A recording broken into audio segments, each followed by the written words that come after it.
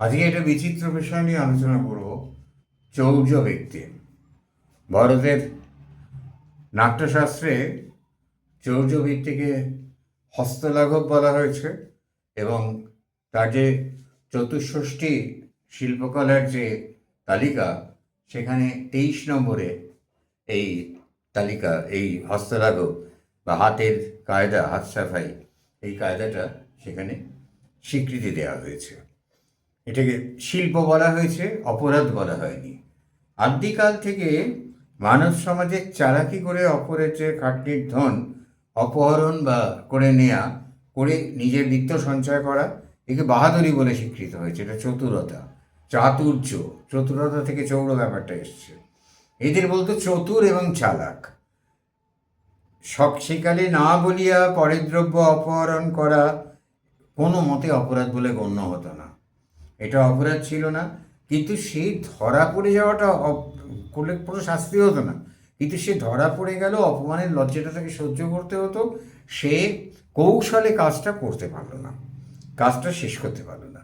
পরবর্তীকালে বিদেশি শাসন এবং বিশেষ করে ইংরেজ শাসন এদেশে হবার পরে চুরিকে অপরাধ বলে স্বীকৃতি দেওয়া হয় এবং চুরি করলে তাকে, চোরকে ভীষণভাবে শাস্তি পেতে হবে, এমনকি ফাঁসিও দেওয়া হতো সামান্য চুরির জন্য। আমরা জানি চুরির বৃহত্তম শাস্তি, একটি পাউরুটি চুরির বৃহত্তম শাস্তির গল্প কাহিনী রয়েছে লা মিজারেবল, ভিক্টর হুগো জ ভালজঁ। সে একটি 19 বছর তাকে জেল কাটতে হয়েছিল। সারা জীবন এই ক্রাইম তার পিছু ছাড়েনি, তাকে সবসময় ক্রিমিনাল বলে দেখেছিল রবার্ট ইন্সপেক্টর। যাই হোক, সেটা অন্য কাহিনী। তো চুরির এই বিষয়টা, চুরি যে অপরাধ, এটা বিদেশ থেকে আমাদের ধারণাটা এসছে। চুরি কিন্তু সত্যিই অপরাধ, ঠিক নয়। একজন কষ্ট করে ধন উপার্জন করবে আর একজন কিছু না করে তার পকেট মেরে দেবে, এটা তো ঠিক কথা নয়। প্রাচীনকালে ভারতে চৌর্যবিদ্যা এর জন্য কৌশল অবলম্বন করা হতো। তাকে একটি শিল্পবিদ্যা বলে প্রাচীন গ্রন্থে পাওয়া যায়। শূদ্রকের মৃচ্ছকটিক নাটকে চুরির কৌশল, মৃচ্ছকটিক মানে জানেন তো, মাটির খেলনা গাড়ি। আচ্ছা, চুরির কৌশল ও চৌর্য শাস্ত্রের উল্লেখ আমরা পাচ্ছি। বাদশায়নের কামসূত্রেও চৌর্য বিদ্যার কথা বলা হয়েছে। সংস্কৃত সাহিত্যে বিখ্যাত 3 চোরের কথা বলি আপনাদের। মৃচ্ছকটিকে সর্বিলক, চারুদত্তের সজ্জলক এবং দশকুমার চরিতে অপহার বর্মা। বিখ্যাত চোর। সংস্কৃত সাহিত্য খুঁজে আমাকে বার করতে হয়েছে কোথায় কোথায় চোরের কথা আছে।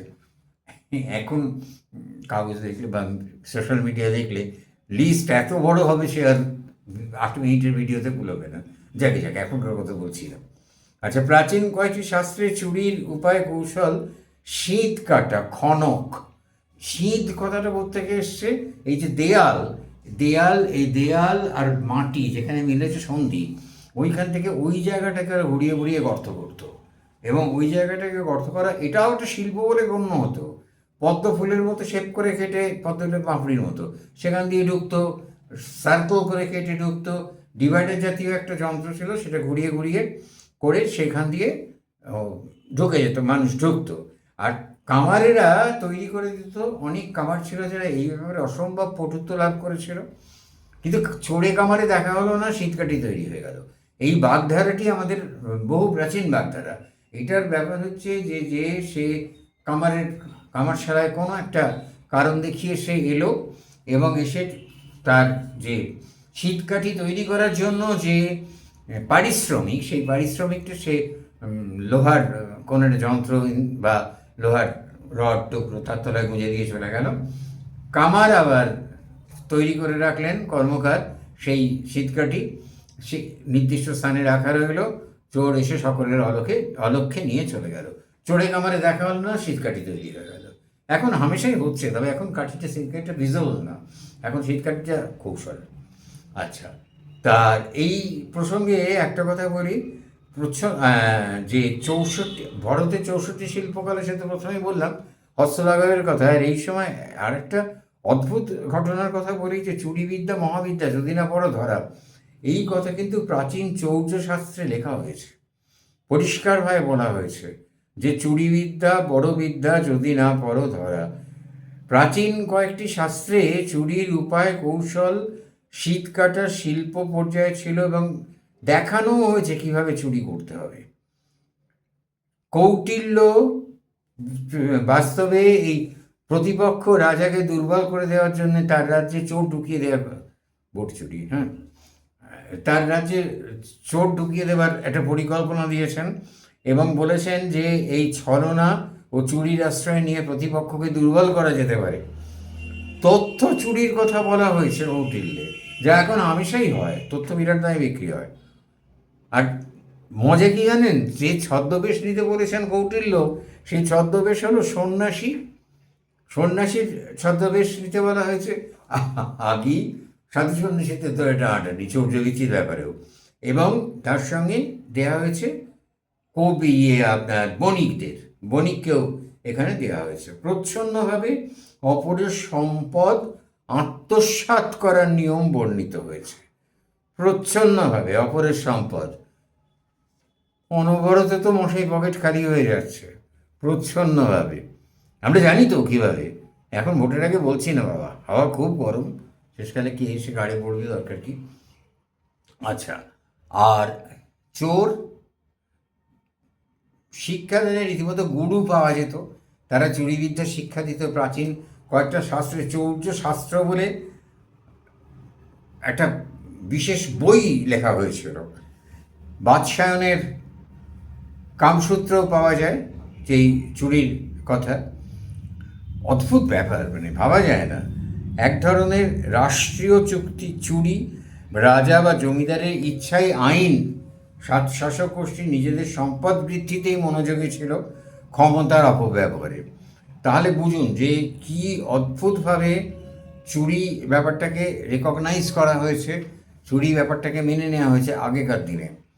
আর পরবর্তীকালে যখন ইংরেজের এসে এলো, তখন আবার চরম শাস্তি, চুরির জন্য ফাঁসি দেওয়া শুরু হতে লাগলো। এই কলকাতায় যে আমরা যেটাকে ফ্যান্সি লেন বলি, ওটা ফ্যান্সি নয়, শৌখিন রাস্তা নয়, ওটা ফান্সি। ওখানে ইংরেজ ফাঁসির মঞ্চ করে ফাঁসি দিত প্রকাশ্যে, আর সেই প্রকাশ্যে ফাঁসি দেওয়ার জন্য ওটার নাম হয়েছিল ফান্সি লেন। সেখান থেকে ওরা, ইংরেজরা বলতো ফান্সি লেন, সেখান থেকে আমরা ফান্সি লেন বলতে বলতে সেটাকে ফ্যান্সি লেন করে দিয়েছি। তাহলে চুরি এটা কোনো অপরাধ প্রাচীন ভারতে ছিল না। সেই বিষয়টাই কি এখনকার মহাজনেরা মেনে চলছেন? তারা কি এখন সেই মহাজনেরা কি সেই নীতিতেই বিশ্বাস করছেন যে অতীতে তো এটা শাস্ত্রীয় অনুমোদন ছিল, এমনকি ভারতের নাট্যশাস্ত্রে একে শিল্পের পর্যায়ে তুলে নিয়ে যাওয়া হয়েছিল? তাহলে এখন কি আমরা এই বিশাল মহান শিল্পটা আবার নতুন করে রিইন্ট্রোডিউস করতে পারি? তা বেশ অনেক বছর ধরেই রিইন্ট্রোডিউস হয়েছে। অনেক বছর ধরে কেন, উৎকোচতা এক ধরনের চুরি, সেটা মহাভারতেও উৎকোচ শব্দটির উল্লেখ পেয়েছি। তো যাই হোক, তো এই ভয়ঙ্কর ব্যাপারটা এখনও কি সেই ট্র্যাডিশন সমানে চলছে? আমরা কবির কথায় বলতে পারি যে সেই ট্র্যাডিশন সমানে চলছে। চুরি বিদ্যা, বড় বিদ্যা, যদি না পর ধরা মহাবিদ্যা। নমস্কার।